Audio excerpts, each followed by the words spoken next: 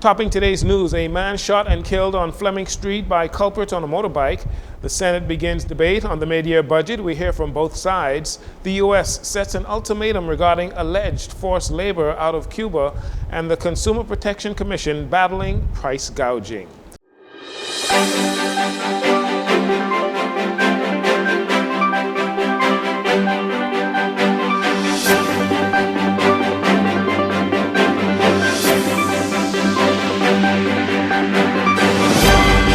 This is your JCN Evening News. I'm Jareno Saunders. It is a pleasure to have you join us. A man believed to be in his late 20s shot in front of a church on Tuesday evening. Police say it happened before 8 p.m. in the area of Fleming Street and Blue Hill Road. Newly appointed Police Press Liaison Officer Chief Superintendent Sharia King shared the following details early into their investigation. While officers were on patrol, their routine patrol in the DeVoe Street, they heard gunshots. When they made checks into DeVoe Street, it led them to Fleming Street.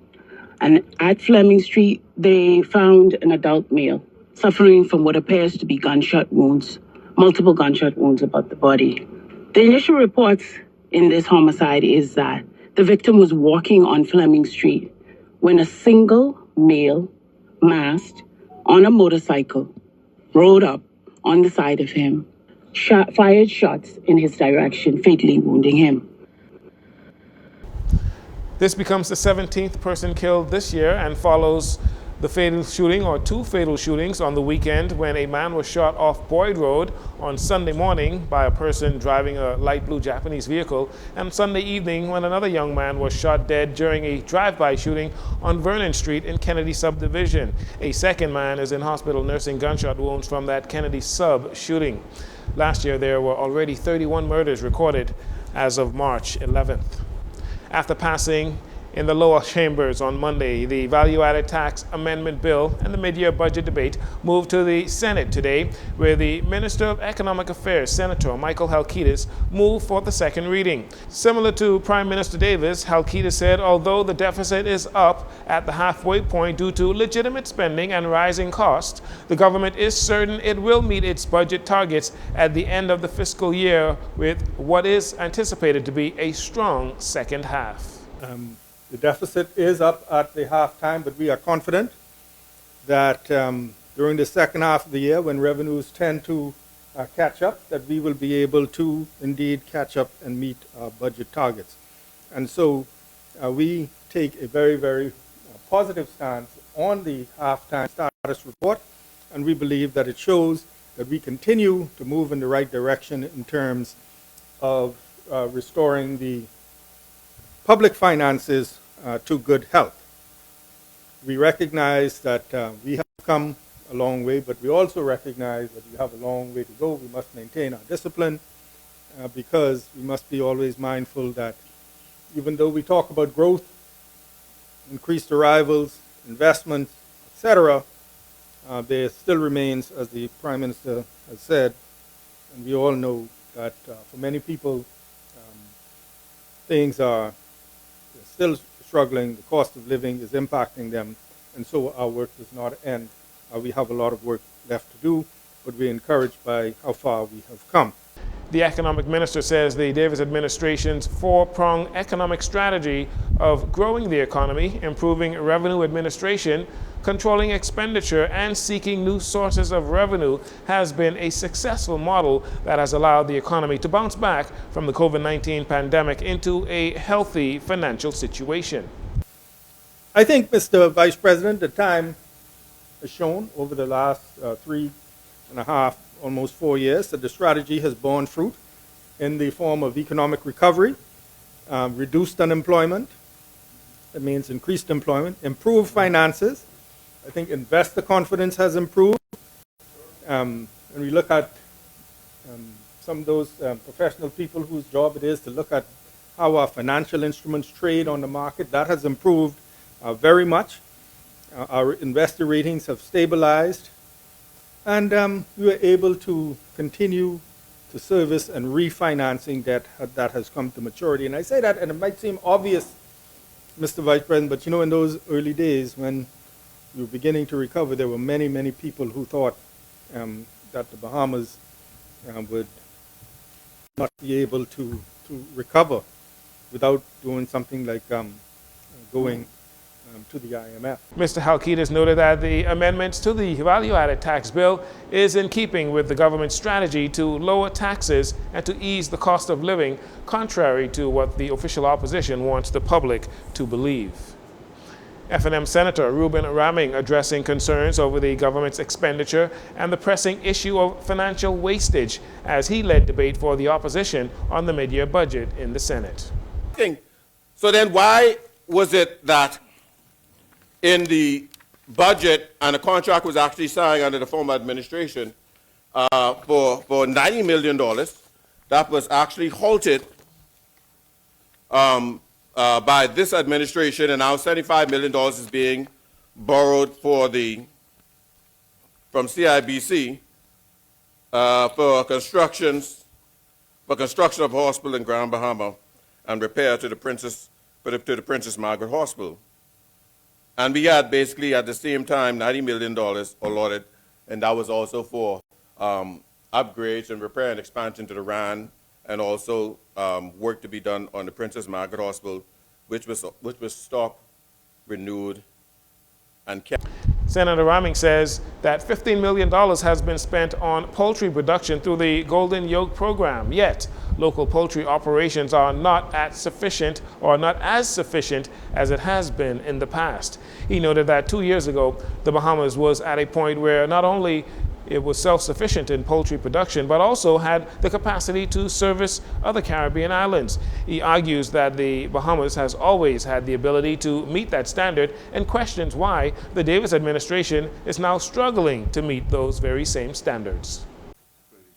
And then finally, the Bahamian people still find themselves wondering at the end of the day, whereas some of the monies that was borrowed under the first budget that was passed about 6 months ago, whereas I think they say somewhere over 300 million might not have yet been disbursed.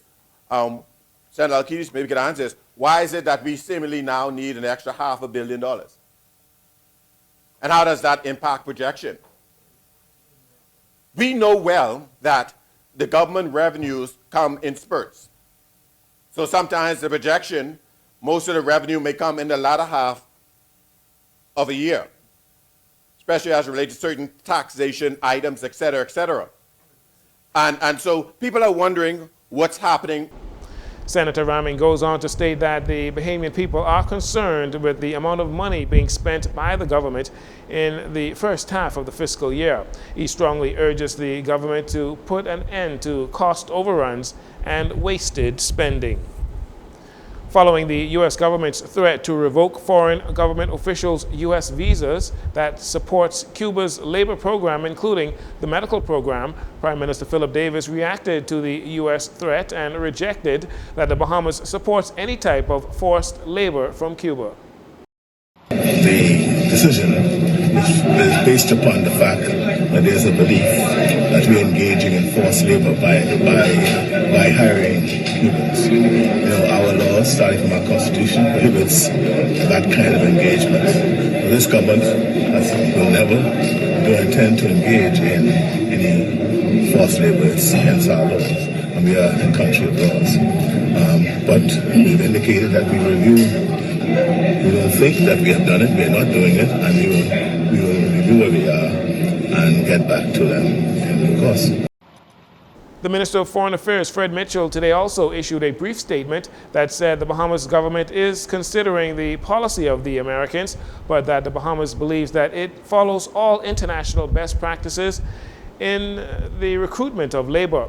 CARICOM officials have reportedly met with U.S. officials, and the Bahamian officials are also expected to have bilateral discussions with the U.S. on this matter.